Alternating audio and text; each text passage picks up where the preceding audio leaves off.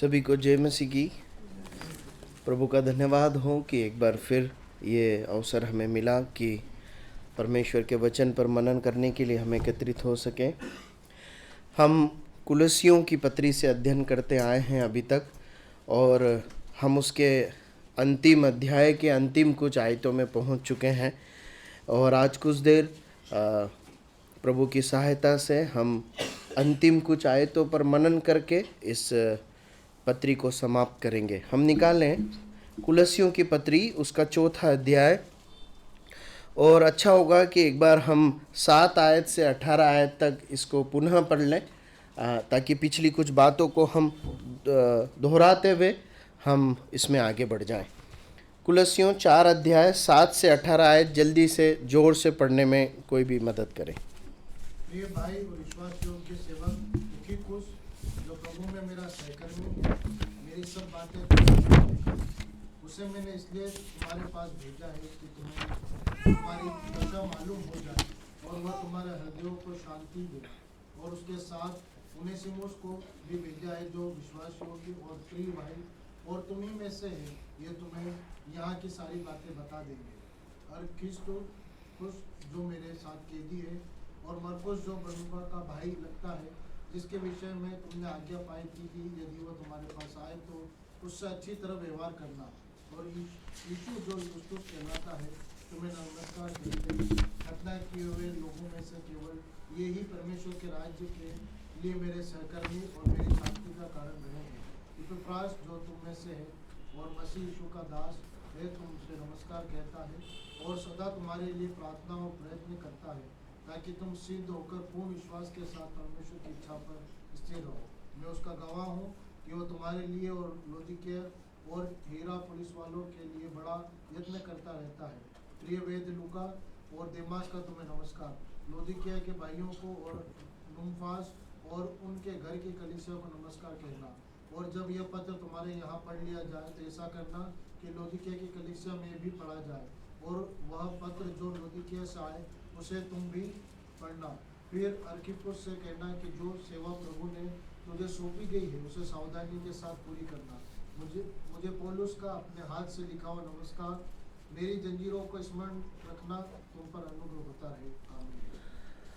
परमेश्वर अपने वचन के पढ़े और सुने जाने पर आशीष दे और हमसे अधिकाई से इनके द्वारा बातचीत करें। हमने पिछली बार 7वें आयत से अध्ययन आरंभ किया था और 9 आयत तक हमने देखा था। हमने इस बात को देखा था कि पौलुस अब इस पत्री का समापन कर रहा है, और समापन करते समय वो अनेक भाइयों के नामों को यहाँ पर लिखता है, और नामों को लिखने के साथ साथ वह उनके बारे में 2 शब्द भी लिखता था। और हमने देखा था कुल कितने नामों का जिक्र किया गया है पौलुस के द्वारा, याद है?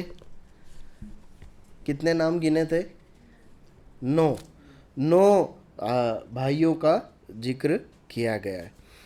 हमने तुखिकुस और उनेसिमुस के जीवन से कुछ सच्चाइयों को देखा था और प्रभु ने हमें सिखाया था।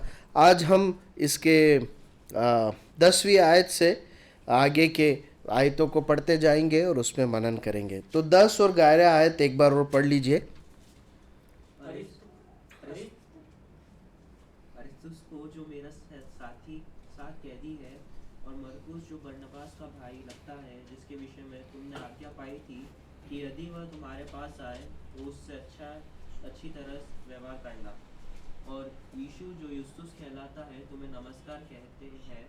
खतना किए वो लोगों में से केवल ये ही परमेश्वर के राज्य के लिए मेरे सहकर्मी और मेरी शांति का कारण रहे हैं। अब देखिए, यहाँ पर 3 भाइयों के नाम पौलुस ले रहा है और उनके विषय में कुछ बातों को भी बता रहा है। 3 भाई कौन कौन है? अरिस्तर्खुस और मरकुस जो बरनबा का भाई है। मरकुस यूहन्ना भी कहलाता है, इसका 2 नाम है, यूहन्ना भी है, मरकुस भी है। और एक यीशु जो युस्तुस कहलाता है। अब ये तीनों कौन है? यहूदी समुदाय से हैं, इसलिए पौलुस लिखता है कि खतना कियों में से यही जो है मेरे साथ है। अब इन तीनों के बारे में अगर हम वचन में ढूंढे तो जो अरिस्तर्खुस है उसके बारे में हमने पिछली बार भी देखा था कि उसके बारे में बहुत ज़्यादा कुछ बातें हमें ज्ञात नहीं है। केवल प्रेरितों के काम 19वें अध्याय और उसकी 29वीं आयत में हमें इस नाम के व्यक्ति को पकड़ाए हुए जाते हुए देखते हैं मसीह के कारण, और उसके बाद इसका जिक्र यहाँ पर हमें मिलता है जहाँ पर ये कैद में ऐसा लिखा गया है। तो यदि हम ऐसा माने कि ये वही ही प्रभु के दास है तो ये अभी तक कैद में है और पौलुस के साथ एक बहुत लंबा समय गुजारा है इन्होंने। इसके अलावा हम यहाँ पर कुछ और वचन में इनके बारे में कुछ अधिक जानकारी नहीं पाते। उसके बाद एक और भाई हैं जो यीशु, जिन्हें युस्तुस कहते हैं, इनके बारे में भी हमें बहुत ज़्यादा जानकारी नहीं मिलती है परमेश्वर के वचन में। ऐसा बोला जाता है, बाइबल विद्वानों का मानना है कि उस समय जो यीशु नाम है वो बहुत एक सामान्य मतलब कई लोगों के नाम हुआ करते थे, इतना सामान्य था, परंतु प्रभु यीशु मसीह के शिष्यों के बीच में जिसका नाम यीशु होता था तो वो बोलने में थोड़ा सा वो संकोच करते थे क्योंकि वो उनके प्रभु यीशु का नाम है, इसलिए इसे युस्तुस करके पुकारा जाता था, ऐसा बाइबल विद्वानों का मानना है। और एक और है पौलुस के साथी जिनका नाम है मरकुस, जो यूहन्ना भी कहलाते हैं और बरनबा के भाई हैं। अब इनके विषय में यदि हम पढ़ते हैं तो हमें प्रेरितों के काम की पुस्तक उसका 15 अध्याय और 36 से 40वीं जो आयत है वहाँ पर इन्हें पढ़ने को मिलता है, और वहाँ का वर्णन इस प्रकार से है कि पौलुस और बरनबास अपनी दूसरी मिशनरी यात्रा को आरंभ करने जा रहे हैं। और जब वो ये आरंभ करने जा रहे हैं तो बरनबास का विचार ये होता है कि हम मरकुस को भी साथ में लें, क्योंकि पहली मिशनरी यात्रा के दौरान वो साथ में गया था, लेकिन इसलिए कि वो पंफुगिया से वापस लौट आया था आधे रास्ते से, तो पौलुस ने चाहा कि विचार किया कि उसे साथ ले जाना उचित नहीं होगा, और ये जो बात है इस कदर विवाद में बढ़ गई कि दोनों प्रभु के दास अलग अलग होकर सेवा में फिर आगे बढ़ते हैं। अब इनके विषय में पौलुस दो बातों को कहता है। क्या कहता है? इन तीनों के विषय में दो भली बातों को पौलुस यहाँ पर कहता है, बताएंगे? पहली बात नहीं, इनके बारे में क्या कहता है पौलुस? 11वीं आयत में लिखा है, परमेश्वर के राज्य में मेरे सहकर्मी और मेरी शांति का कारण रहे। अब देखिए, अगर ऊपरी तरह से पढ़ के आगे बढ़े तो ठीक है, सहकर्मी रहे हैं, शांति का कारण रहे हैं, इतना पढ़ के आगे बढ़ सकते हैं, लेकिन परमेश्वर के आत्मा ने जब कुछ बातों को लिख के दिया है तो हमारी शिक्षा के लिए और व्यवहारिक जीवन के लिए बहुत महत्वपूर्ण है। देखिए, पौलुस जब ऐसा बोल रहा है इन भाइयों के विषय में कि ये मेरे सहकर्मी हैं, तो ये बहुत महत्वपूर्ण बात है। क्यों? क्योंकि मरकुस के जीवन का यदि हम अध्ययन करें, जो यूहन्ना भी कहलाता है, तो एक समय पर पौलुस ने उसे सहकर्मी होकर एक्सेप्ट करने से, स्वीकार करने से और साथ में सेवा लेकर जाने से क्या कर दिया था? मना कर दिया था, है ना, जो अभी हम देख रहे थे। देखिए, बाइबल में कहीं पर भी ये बात नहीं प्रकट की गई है कि ये भाई जो है आधे रास्ते में, यदि आप पौलुस की पहली मिशनरी यात्रा का अध्ययन करेंगे तो आप पाएंगे कि उस पूरी मिशनरी यात्रा में लगभग आधे रास्ते तक ये गए थे, जो भाई मरकुस थे, और उसके बाद लौट आए थे। लेकिन क्यों लौट आए नहीं मालूम। आपको क्या लगता है, इनका लौट आना गलत है या सही है? हम नहीं कह सकते। बिल्कुल सही कहा एंथोनी भाई ने, हम नहीं कह सकते। देखिए, परमेश्वर का वचन हमें इस बात का अधिकार नहीं देता कि जो चीज़ हमें नहीं प्रकट की गई है उसके बारे में कोई भी विचार हम मन में रखें। इसलिए हमें ये अधिकार नहीं है, ना हमें ऐसा सोचना चाहिए कि उन्होंने गलत किया या सही किया। लेकिन इतना समझ में आता है कि उनका वापस आने के कारण दो विचार उत्पन्न हुए, जिसमें एक में पौलुस बोलता है कि अब इन्हें आगे नहीं ले जाना चाहिए साथ में दूसरी मिशनरी यात्रा पे, और बरनबास कहता है ले जाना चाहिए। लेकिन समय बदला और अब क्या है, यूहन्ना जो है ये जो मरकुस है, जिनका नाम यूहन्ना भी है, आज पौलुस के सहकर्मी। एक समय सहकर्मी होने से इनकार कर दिया था मरकुस के लिए, लेकिन आज ये बोलता है कि कौन है सहकर्मी। देखिए ये जो घटना है, जो प्रेरितों के काम की पुस्तक 19वें अध्याय में हमको, माफ़ कीजिए, प्रेरितों के काम की पुस्तक उसका 15 अध्याय 36 से 40 में जो घटना है वो, और ये जो आयत लिखी, यदि इन दोनों को मिलाएं तो 3 महत्वपूर्ण पाठ हम सीखते हैं। आपको वो घटना ध्यान है ना, हमें पढ़ने की ज़रूरत है क्या? पढ़ना अच्छा होगा क्या? हाँ, पढ़ लीजिए, जल्दी से पढ़ लीजिए, कोई भी भाई निकाल कर जल्दी से पढ़ ले। प्रेरितों के काम की पुस्तक 15 अध्याय 36 से 40।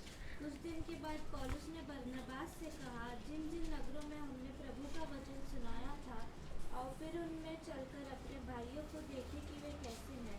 तब बरनबास ने यूहन्ना को, जो मरकुस कहलाता है, साथ लेने का विचार किया। परंतु पौलुस ने उसे, जो पन्फुलिया में उनसे अलग हो गया था और काम पर उनके साथ न गया, साथ ले जाना अच्छा न समझा। अतः ऐसा विवाद उठा कि वे एक दूसरे से अलग हो गए, और बरनबास मरकुस को लेकर जहाज पर साइप्रस चला गया। परंतु पौलुस ने सिलास को चुन लिया और भाइयों से परमेश्वर के अनुग्रह में सौंप जाकर वहाँ से चला गया, और वह कलीसिया को स्थिर करता हुआ सीरिया और बस काफ़ी है, काफ़ी है। अब मुझे लगता है कि ये घटना सबके सामने स्पष्ट है, उस घटना का। और जब पौलुस यहाँ पर कहता है कि ये लोग मेरे सहकर्मी हैं, तो इसलिए कि वो मरकुस के लिए भी ये शब्द यूज़ कर रहा है, बहुत मायने है या महत्व रखता है। और 3 महत्वपूर्ण पाठ हम यहाँ से सीख सकते हैं। पहली बात कि भाइयों के बीच में सेवा के दौरान किसी बात पर मतभेद होना या गलत फहमी होना संभव है, परंतु उसे खत्म किया जाना चाहिए ताकि साथ में सेवा का काम हो सके। आप समझ रहे हैं? इसका बहुत व्यवहारिक उदाहरण हम यहाँ पर देखते हैं। बहुत संभव है कि किसी विषय पर लेकर भाइयों में सेवा के संदर्भ में या सेवा के दौरान कुछ मतभेद हो जाए, है ना, विचारों में असहमति आ जाए। लेकिन पौलुस और मरकुस का जो जीवन है हमें ये सिखाता है कि चाहे जो भी गलतफहमी या असहमति है, उसे लंबे समय तक साथ में नहीं रखना, उसे ख़त्म करके वापस मेल मिलाप करना चाहिए ताकि सेवा का काम साथ में किया जा सके। उसका बहुत उत्कृष्ट उदाहरण हम यहाँ पर देखते हैं। जिस पौलुस ने मरकुस को मना कर दिया था कि बिल्कुल ये साथ में नहीं जाएगा, और इतना बड़ा विवाद हुआ कि बरनबास और पौलुस, जिन्होंने इतनी बड़ी यात्रा साथ में की थी, वो अलग अलग हो गए। लेकिन एक समय आया जब वापस ये दोनों कहाँ पर है? साथ में, और सेवा कर रहे। दूसरी महत्वपूर्ण बात कि सेवा में, कलीसिया में या परमेश्वर की राज्य की सेवा में, जब हम एक दूसरे के साथ मिलकर परमेश्वर के राज्य में सेवा कर रहे हैं, एक दूसरे की गुणवत्ता को पहचानना बहुत ज़रूरी है, उसकी कीमत को पहचानना बहुत ज़रूरी। आप समझ रहे हैं? जब हम एक कलीसिया में हैं, जब हम सेवा में हैं परमेश्वर के राज्य की, देखिए जब मैं ये शब्द बोलता हूँ कि हम परमेश्वर के राज्य की सेवा में हैं, मतलब यहाँ पर बैठा हुआ हर एक भाई और बहन परमेश्वर के राज्य में एक सेवा में है। सभी को एक सेवा परमेश्वर ने जिम्मेदारी दी है। ये केवल उन लोगों के लिए नहीं बोला जा रहा है जो फुल टाइम मिनिस्ट्री में प्रभु की सेवा की जाती है, हर एक विश्वासी के लिए बोला जा रहा है। इस सेवा में एक दूसरे की उपयोगिता या कीमत को पहचानना जरूरी है। मतलब क्या है? ये समझना जरूरी है कि सेवा में ये भाई की एक विशेष योग्यता है जो परमेश्वर ने इसे दी है, वो काम ये सबसे अच्छे से करेगा। ये भाई साथ में है तो काम अच्छे से होगा। परमेश्वर ने उसे ये दिया है। देखिए एक आयत पढ़िए, 2 तीमुथियुस 4:11। क्या लिखा है? 2 तीमुथियुस 4:11 क्या लिखा है? केवल लूका मेरे साथ है, मरकुस को लेकर चला जा, क्योंकि सेवा के लिए वह मेरे बहुत काम का है। देखिए, ये वही है उसी भाई के लिए पौलुस क्या बोल रहा है? सेवा में बहुत काम का है। एक समय क्या बोला था? सीधे सीधे नहीं बोला था, पर ऐसा समझ सकते हैं कि काम का नहीं है, इसे मत ले जाओ। लेकिन अभी क्या बोल रहा है? ये व्यक्ति बहुत काम का है, ये व्यक्ति बहुत काम का है। देखिए, एक आत्मिक एक व्यक्ति के रूप में पौलुस ने कितना एक उत्कृष्ट उदाहरण हमारे सामने रखा है। एक आत्मिक व्यक्ति इस प्रकार से दूसरों को देखता है। एक समय पर उसके मन में मतभेद था किसी सब्जेक्ट को लेकर, उसके एक निर्णय को लेकर, वो लेकर उन्होंने आपस में जीवन भर बात ना करने का या अलग अलग जीने का फैसला नहीं लिया। समय आया, सुधार किया। हमें नहीं मालूम वो सुधार कैसे हुआ, क्या हुआ, परमेश्वर के वचन ने हमें लिख के नहीं दिया, पर ये जरूर लिख के दिया कि सुधार हुआ। एक दूसरे के साथ प्रगाढ़ सहभागिता में आए, एक दूसरे के साथ सेवा की, और ये इस बात को कह रहे हैं कि ये मेरे लिए बहुत महत्वपूर्ण है, ये बहुत उपयोगी है, सेवा में बहुत कीमती है। प्रियो, याद रखिए क्या हम सब एक दूसरे के साथ जब अपना मसीह जीवन जी रहे हैं ना, तो हर व्यक्ति कीमती है। चाहे वो कलीसिया में शांत रहते हो, वो वचन ना बांटते हो, है ना, लेकिन वो समान रूप से कीमती है, सेवा में बहुत उपयोगी है। प्रभु इस सत्य को समझने, उसके अनुसार करने के लिए मदद करे। इसीलिए कलीसिया फंक्शन को परमेश्वर के वचन में एक देह करके बोला गया, है ना। हाथ नहीं कह सकता कि मुझे आंख की जरूरत नहीं है, नहीं आंख कह सकती कि मुझे हाथ की जरूरत नहीं है। प्रभु सहायता करे। तीसरी बात हम सीखते हैं, यदि हम खराई से प्रभु के पीछे चलते रहे, यदि हम खराई से प्रभु के पीछे चलते रहे, आज्ञाकारिता में चलते रहे, तो परमेश्वर हमारे संबंधों में जो गलत फहमियाँ हैं वो सब खत्म करते हैं, है ना, और हमें सेवा में बहुत उपयोगी बनाते हैं। अगर किसी भी कारण से हमारे आपसी संबंधों में मतभेद या शिकायत है, लेकिन उसके बावजूद हम परमेश्वर के पीछे चलने के लिए कमिटेड है, समर्पित हैं, हम परमेश्वर के वचन को पढ़ने, उसके वचन को अपने जीवन में लागू करने के लिए समर्पित है ना, तो आप यकीन मानिए परमेश्वर के साथ अच्छे संबंध होने के कारण कुछ ही समय में जल्दी हमारे अपने भाई बहनों के साथ भी संबंध अच्छे हो जाएंगे। जो गलत फहमी है वो दूर हो जाएगी, जो शिकायत है वो भी दूर हो जाएगी, और साथ में मिलकर कार्य कर पाएंगे। ये एक उदाहरण पौलुस और मरकुस ने यहाँ पर रखा है। एक समय गलत फहमी आई, एक समय मतभेद आए, लेकिन अभी साथ में काम कर रहे हैं और बहुत प्रभावशाली सेवा कर रहे हैं। हल्की सेवा नहीं, बहुत प्रभावशाली सेवा कर रहे हैं। परमेश्वर के वचन ने आज इतने वर्षों बाद भी इनके जीवन को हमारे लिए लिख करके दिया है। प्रभु सहायता करे। हमने 3 बातें देखी।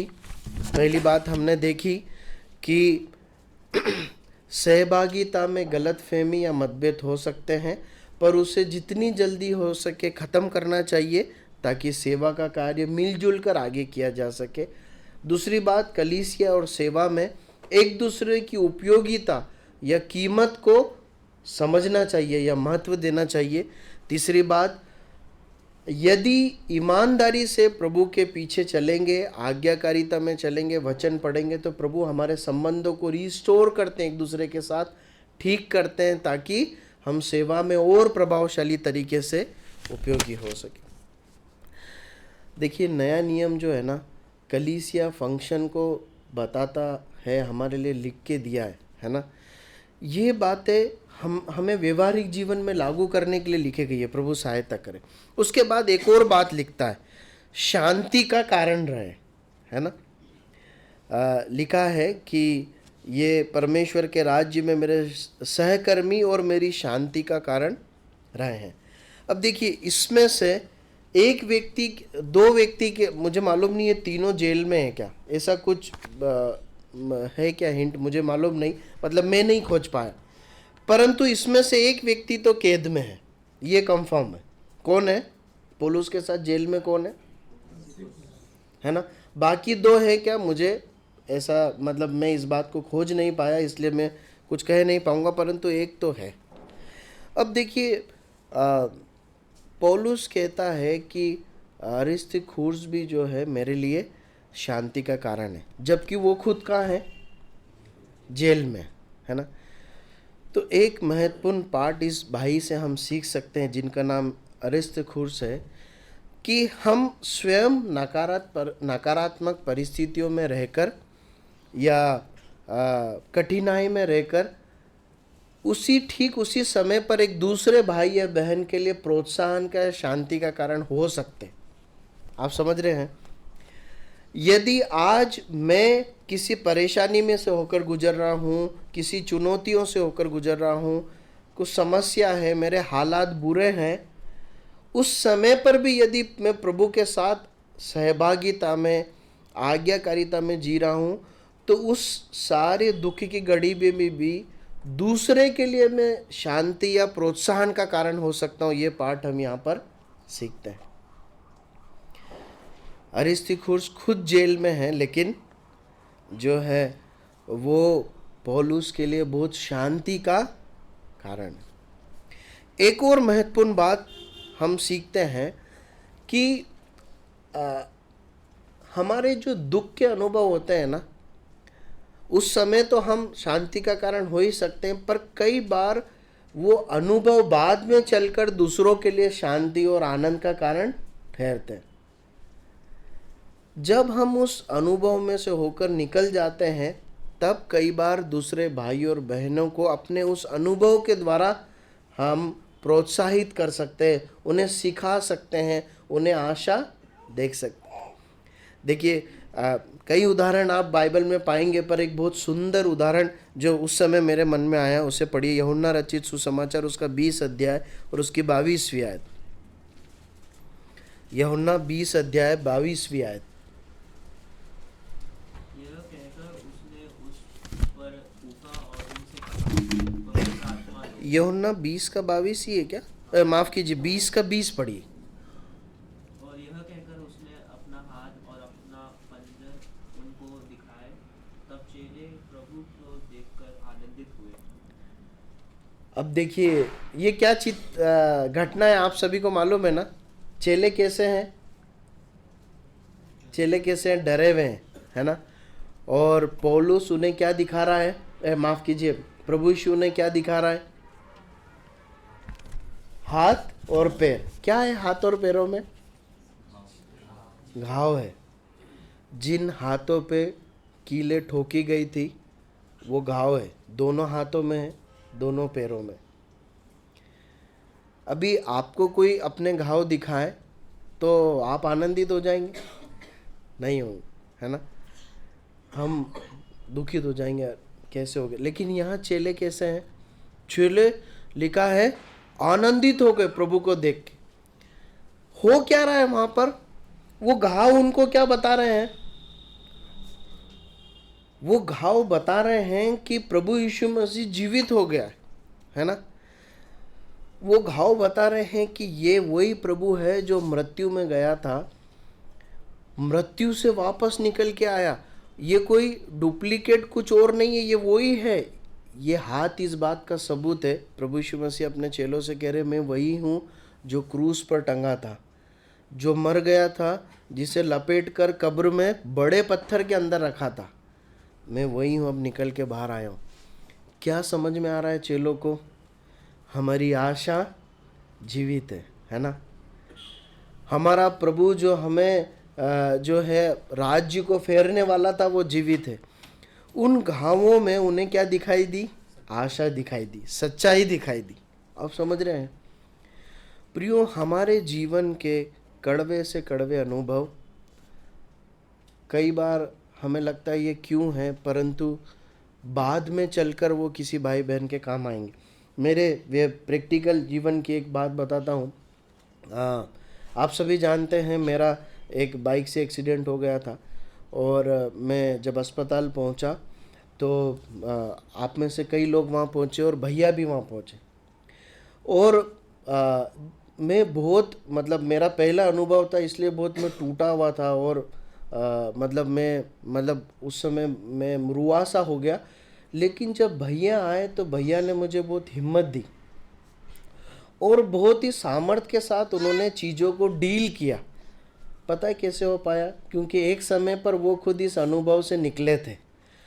तो मैं इस बात को देख पा रहा था कि भैया बहुत बहुत बोल्डली, बहुत सामर्थ्य के साथ सही चीज़ों को कर पा रहे हैं। मुझसे, मेरे साथ भी कर पा रहे हैं और दूसरे लोगों के साथ भी कर पा रहे हैं। क्यों? क्योंकि एक समय पर जिस अवस्था से मैं गुजर रहा हूँ अभी, वो गुजर के निकल चुके। उन्हें मालूम है कि कैसे चीज़ों को डील करना। प्रियो, हो सकता है कि हम आज किसी परेशानी में हो, चुनौती में हो, हमें लगता है लग सकता है ऐसा क्यों? लेकिन यकीन मानिए, प्रभु इसके द्वारा भी अपनी महिमा ले सकता है और दूसरों को प्रोत्साहित करने के लिए हमें उपयोग में ले सकता है, चाहे आज या आने वाले समय में। बस शर्त है कि हम प्रभु की इच्छा के अनुसार, प्रभु की आज्ञाकारिता में प्रभु से लिपट कर अपना जीवन गुजारें, तभी उसका कुछ अर्थ निकल के आएगा। ठीक है, प्रभु सहायता करे। हम आगे बढ़ते हैं। 12 और 13 आयत पढ़ लीजिए।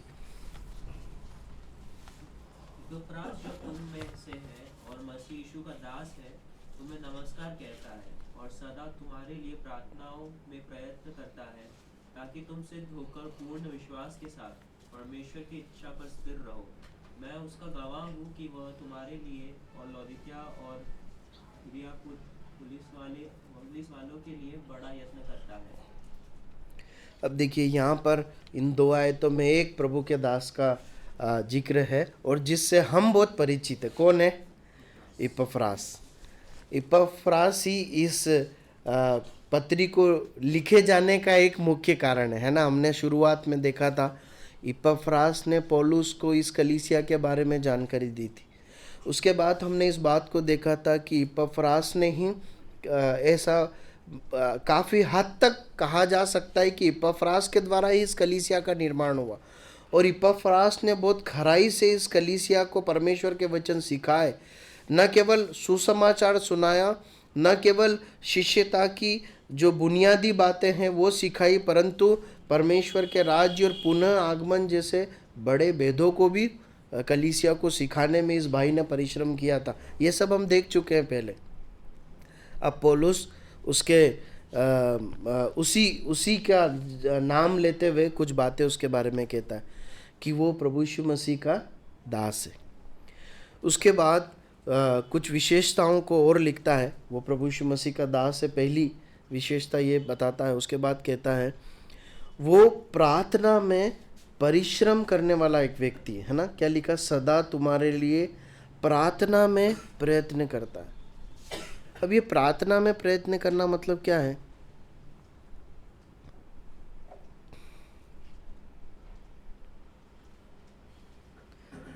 इसका मतलब क्या है?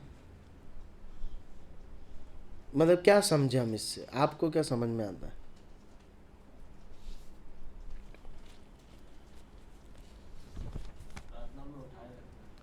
प्रार्थना में उठाए रखना मतलब निरंतर प्रार्थना करना। तो इपफ्रास जो है, देखिए, एक बड़े, एक सच्चे, एक अगुवे के रूप में एक कितना महत्वपूर्ण पाठ हम इपफ्रास से सीख सकते हैं। देखिए, उसने जो अभी तक इस कलीसिया के लिए किया था वो कम था क्या? नहीं, वो बहुत ज़्यादा था। उसके बावजूद ये भाई क्या करता है, उस कलीसिया के साथ नहीं है तब भी क्या करता है? प्रार्थना में बहुत परिश्रम करता है। मतलब निरंतर लगातार प्रार्थना करता रहता है कलीसिया के लिए, है ना। उसकी प्रार्थना परिश्रम से भरी एक प्रार्थना है। क्यों? किस विषय के लिए प्रार्थना करता है? कि लिखा है वहां पर, ताकि तुम सिद्ध हो जाओ और विश्वास और परमेश्वर की इच्छा में स्थिर हो सके। देखिए, ये एक अगुवे का बोझ है कलीसिया के लिए कि उसकी कलीसिया के हर एक विश्वासी सिद्ध बने और विश्वास और परमेश्वर की इच्छा में स्थिर हो। देखिए, एक दौर रहता है विश्वासियों का, जब वो नए नए होते हैं, बार बार गलती करते हैं, समझौता करते हैं, उन्हें समझाना पड़ता है। लेकिन समय बढ़ते बढ़ते ऐसा हमेशा चलते नहीं रहना चाहिए, है ना। एक स्थिरता आनी चाहिए जीवन में, एक सिद्धता आनी चाहिए। जब ऐसा होगा तभी दूसरे विश्वासियों पर परमेश्वर के लोग वही परिश्रम कर पाएंगे जो एक समय पर उन्होंने हमारे लिए किया था। कई बार बड़े दुख की बात है, देखा जाता है कि सालों साल कुछ विश्वासियों पर बेसिक चीज़ों के लिए ही परिश्रम करना पड़ता है। आप ये क्यों करते हो, आपको ऐसा नहीं करना चाहिए, आप सभाओं में क्यों नहीं आते हो, आप ध्यान मनन क्यों नहीं करते हो, आपने ऐसा क्यों किया। ये बहुत बेसिक चीज़ें हैं, है ना। कलीसिया में परमेश्वर की इच्छा है कि जैसे एक बालक परिवार में जन्म लेकर एक परिपक्व व्यक्ति बन जाता है एक समय पर, वैसे एक विश्वासी भाई और बहन से उम्मीद की जाती है कि उसके जीवन में स्थिरता है। फिर उसे बहुत बेसिक चीज़ें, इसका मतलब ये नहीं कि बेसिक चीज़ें याद न दिलाई जाए, पर फिर उसे बेसिक चीज़ें बार बार घोल कर पिलाने की ज़रूरत नहीं होना चाहिए। उसको खुद को समझ में आना चाहिए अनुशासन क्या है, संयम क्या है, कैसे मुझे एक दूसरे की बातों को डील करना है। एक लंबे मसीह जीवन के अनुभव के बाद ये नहीं समझाने की ज़रूरत पड़ना चाहिए कि अरे भाई आप बुरा मत मानो, अरे बहन आप बुरा मत मानो।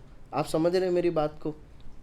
मैं बहुत बेसिक व्यवहारिक जीवन की बातें कर रहा हूँ। सिद्धता का मतलब यहाँ तक सीमित नहीं है, स्थिरता का मतलब यहाँ तक सीमित नहीं है, पर ये बहुत व्यवहारिक बातें हैं जो हम आपसी संबंधों में देखते हैं। इसलिए मैंने उसका जिक्र करा जस्ट उदाहरण के रूप में समझाने के लिए। परमेश्वर चाहते हैं कि कलीसिया के विश्वासी भाई बहन लोग सिद्ध बने। उसके बाद एक और बात उसके लिए लिखी गई है, मैं उसका गवाह हूँ कि वो तुम्हारे लिए और लौदीकिया और हिरिया पुलिस वालों के लिए बड़ा यत्न करता रहता है। देखिए, न केवल प्रार्थना में परिश्रम करने वाला, परंतु शारीरिक रूप से भी परिश्रम करने वाला, और न केवल कुलस्से की कलीसिया के लिए, परंतु आसपास जो संपर्क में कलीसिया उन लोगों के लिए भी शारीरिक रूप से परिश्रम करने वाला एक व्यक्ति था। प्रार्थना में भी परिश्रम, शारीरिक रूप से भी परिश्रम। पता है, जो प्रार्थना में परिश्रम करेगा ना, वो शारीरिक रूप से परिश्रम जरूर करेगा, और जो शारीरिक रूप से परिश्रम नहीं कर रहा है ना, मतलब वो प्रार्थना में भी परिश्रम नहीं कर रहा है। ऐसा एक चित्र यहाँ पर मिलता है। प्रभु सहायता करे। 14 आयत में आते हैं, क्या लिखा है?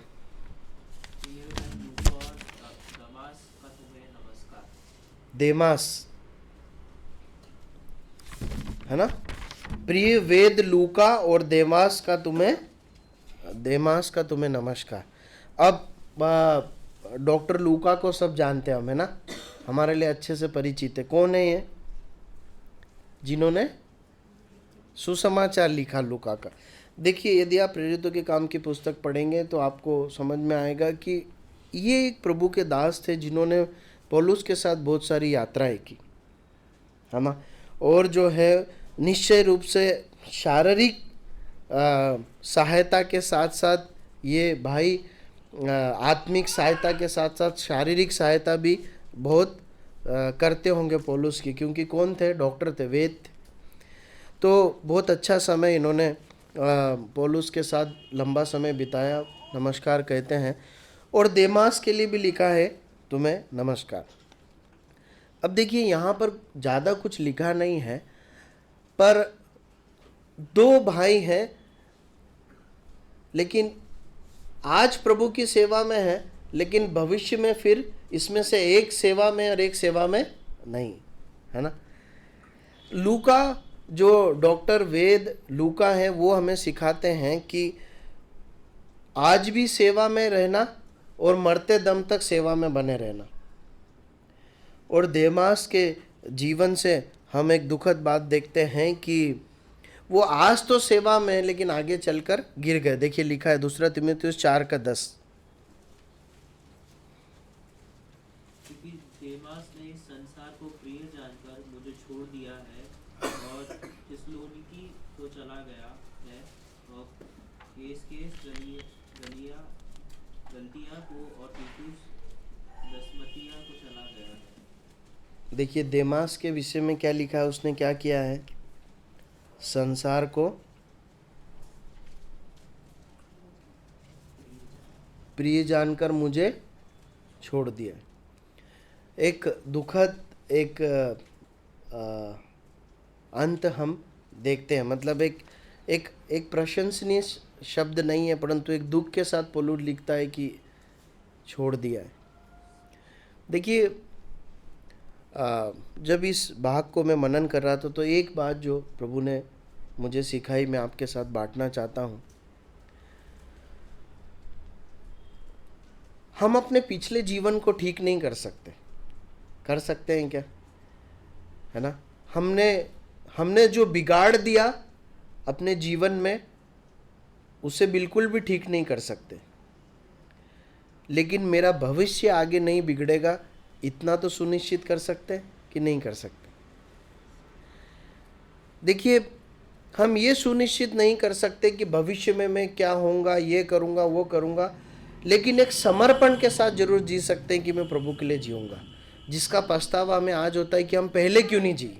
आप समझ रहे हैं, हम अपने भूतकाल को नहीं बदल सकते, लेकिन हम अपने भविष्य को परमेश्वर के लिए जरूर सुनिश्चित कर सकते हैं, उसके लिए समर्पित कर सकते हैं। यहाँ पर एक बहुत बड़ा उदाहरण है हमारे लिए देमास। देखिए आज सेवा में है, इसका मतलब ये गारंटी नहीं कि कल भी सेवा में होंगे।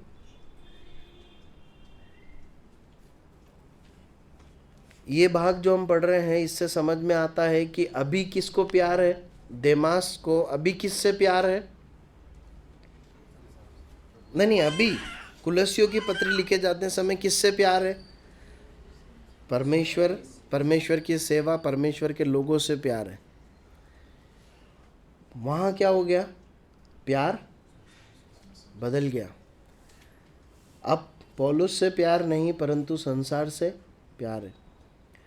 तो प्रेम जो है ना वो बदल भी सकता है। विश्वासी के बारे में लिखा गया है ना। तो ऐसा मत सोचिए कि मैं तो बहुत बढ़िया गर्मजोशी से प्रभु के पीछे चलने वाला, अब नहीं पलटूंगा। एक जगह पर पौलुस इस प्रकार कहता है, जो अपने आप को स्थिर समझता है वो सावधान रहे कि कहीं गिर ना पड़े। इसलिए गिर जाने की संभावना हमेशा, इसलिए अपने आप को समझाना है कि नहीं, मैं आज चल रहा हूं, मैं आगे भी चलता रहूंगा। प्रभु सहायता कर। आगे बढ़ते हैं, 15-16 पढ़ लीजिए।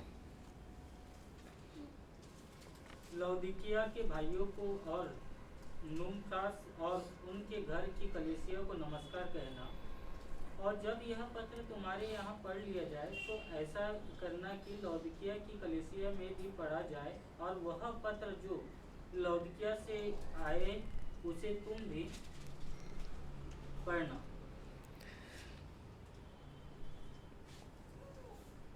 ठीक है। अब देखिए यहाँ पर दो जिक्र है। एक नुमफास की घर की कलीसिया का जिक्र है और एक लौदीकिया की कलीसिया या लौदीकिया के भाइयों का जिक्र है ना। अब नुमफास के बारे में हम और कहीं नहीं पढ़ते हैं परमेश्वर के वचन में, तो इसलिए उनके बारे में हम कुछ ज़्यादा नहीं जानते हैं, तो मैं नहीं बोल पाऊँगा। इतना है कि उनके घर में कलीसिया मिलती थी, है ना। आज हम इस घर में मिल रहे हैं और कई लोग आज भी घरों में मिलते हैं। उस समय भी घरों में मिलना आम बात थी। उनके पास बड़ी बड़ी बिल्डिंग्स और सुविधाएं नहीं हुआ करती थी। तो ये भाई था जिसने अपना घर कलीसिया के लिए खोला था। उसके बाद प्रभु लौदीकिया की कलीसिया को भी संबोधित करता है, मतलब कुलस्सियों को कहता है कि तुम्हारे पास जो पत्र आए वो वहाँ भेज देना, वो पढ़ ले, और उनके पास जो पत्र है वो तुम इधर पढ़ लेना। तो कुलसियों को जो पत्र लौदीकिया को भेजना था वो कौन सा है, जो अभी हम पढ़ रहे हैं, ठीक है। कुलसियों की पत्री जो ये है, ये लौदीकिया में भेजा जाना था और पढ़ा जाना था, और निश्चय रूप से वहाँ भेजा गया, पढ़ा गया। लेकिन वो पत्र कौन सा, इसके बारे में कोई जिक्र परमेश्वर के वचन में हमें नहीं मिलता। कई परमेश्वर के विद्वानों ने कुछ अनुमान लगाए हैं, लेकिन मैं अभी इस समय उसे बोलना मुझे अगुवाई नहीं है, इसलिए मैं उसके बारे में कुछ नहीं कह सकता, क्योंकि बहुत अस्पष्ट वो बातें हैं, तो उसके बारे में हमें कोई जानकारी नहीं है। परंतु ये पत्र वहाँ भेजा गया, वहाँ पढ़ा गया, ये हम निश्चय रूप से कह सकते। अब देखिए यहाँ पर एक जो महत्वपूर्ण बात है वो सीखने की क्या है मालूम है। लौदीकिया की कलीसिया को क्यों बोला पत्र, क्योंकि कुलसियों के बिल्कुल पास था लौदीकिया, और इस कलीसिया का विवरण प्रकाशित वाक्य 3 अध्याय 14 से 22 में लिखा गया है ना। अब देखिए जल्दी से कोई भाई उन आयतों को पढ़ लिया। प्रकाशित वाक्य 3 अध्याय और 14 आयत से पढ़ना आरंभ करें जल्दी से।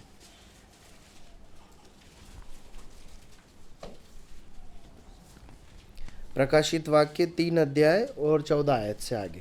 और लौदीकिया की कलीसिया के दूत को यह लिख कि जो आमीन और विश्वास योग्य और सच्चा है और परमेश्वर की सृष्टि का मूल कारण है, वह कहता है कि मैं तेरे कामों को जानता हूँ कि तू ना तो ठंडा और न गर्म। भला होता है कि तू ठंडा या गर्म होता, सो इसलिए कि तू गुनगुना है और ठंडा है और न गर्म। मैं तुझे अपने मुंह में से उगलने पर हूँ।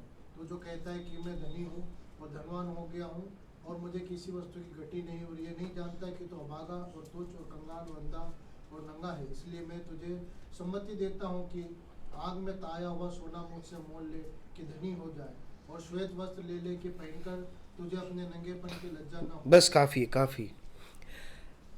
अब जो आयत हमने अभी पढ़ी उसके अनुसार आप इस कलीसिया के बारे में क्या कह पाएंगे? ये कलीसिया एक अच्छी अवस्था में है या बुरी अवस्था में? जो लिखा गया उसके अनुसार बुरी अवस्था में। इसका मतलब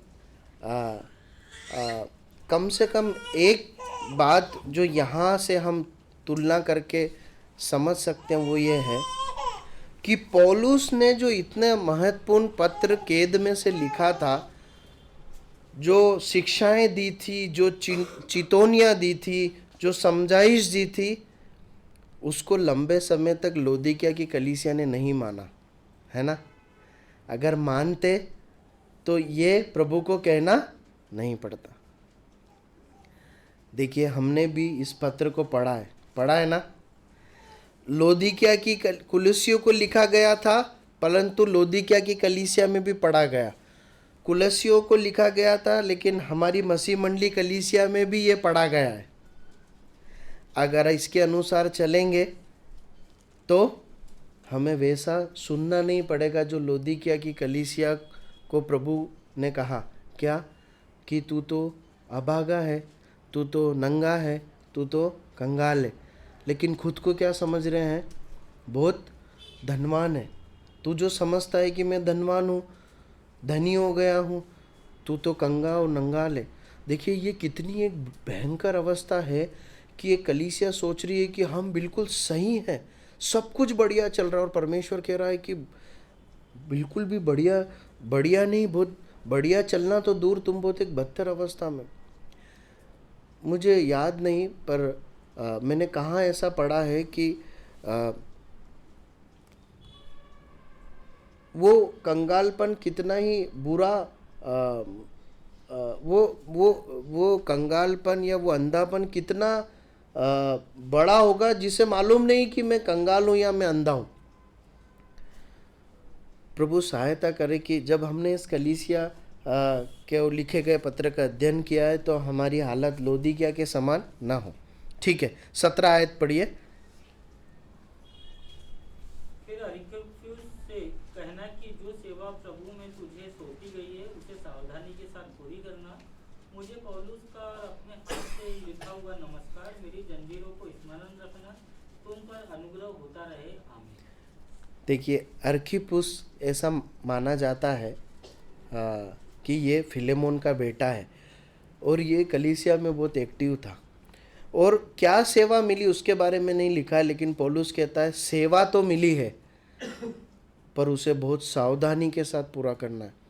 एक बात याद रखना मेरे भाई बहनों, चाहे परिवार के रूप में हो, चाहे कलीसिया के रूप में, चाहे अकेले, एक सेवा प्रभु ने जरूर दी है, वो सावधानी के साथ पूरी करना है। वरना सेवा क्या हो जाती है मालूम है? बिगड़ जाती है और हाथ से छीन जाती है। आप इस बात को लिख लीजिए कि सेवा बिगड़ जाती है और हाथ से छीन जाती है अगर लापरवाही हो गई तो। इसीलिए पौलुस कहता है कि सावधानी से पूरा करना। उसके बाद पौलुस अपने अंतिम शब्दों को लिखता है। क्या लिखता है? मेरी जंजीरों को स्मरण रखना, तुम पर अनुग्रह होता रहे। आपको मालूम है बाइबल पंडितों का ऐसा कहना है कि इस समय जब पौलुस लिख रहा था उसके हाथ में जंजीरें थी। जंजीरों के साथ उसने इस कलम को चलाया है, लिखा है। उसकी कैद और उसके हाथ की जंजीर उसकी सेवा को रोक पाई क्या? नहीं रोक पाई। इस पत्र को रोक पाई क्या? नहीं रोक पाई। परमेश्वर के वचन को रोक पाई? नहीं रोक पाई। इसीलिए वो कहता है कि मेरी जंजीरों को स्मरण रखना। देखिए, हमारे जीवन के कोई भी हालात यदि हम परमेश्वर के लिए जीना चाहते हैं ना, तो हमें रोक नहीं पाएंगे। पौलुस से बदतर अवस्था हमारी नहीं हो सकती है ना। शर्त है कि हम आज्ञा मानने के लिए तैयार हो, परमेश्वर के साथ वचन पढ़ने में समय बिताएं, परमेश्वर के लिए जीने का जज्बा है, तो चाहे जहाँ हो, जैसे हो, प्रभु उपयोग में लेगा और बहुत प्रभावशाली तरीके से उपयोग में लेगा। आज भी हम उन वचनों से सीख रहे हैं, जेल में लेकर जो प्रभु ने, जो पौलुस ने लिखे। और पौलुस सबसे उत्तम शब्दों को लिखता, तुम पर अनुग्रह होता रहे। मतलब क्या है? प्रकाशित वाक्य उसके अंतिम पुस्तक की अंतिम आयत में भी इस प्रकार लिखा है कि परमेश्वर का अनुग्रह पवित्र लोगों के साथ रहे। प्रियो, ये जो हमने अभी तक सीखा है ना इस पत्री के द्वारा, और अभी तक जो हम रोज सीखते हैं, मैं आपको बताऊं, हमारे इस शरीर से ना पालन करना बहुत कठिन है।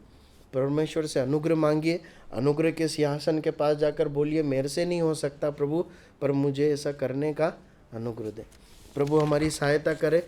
प्रभु का बड़ा धन्यवाद हो कि इस पत्री को मनन करने का अवसर दिया और आज हम उसे समापन कर सकें। हमारे जीवन में ये पत्री का अध्ययन आशीष का कारण हो, परमेश्वर के लिए बढ़ने का और भय का कारण ठहरे। प्रभु के नाम की महिमा।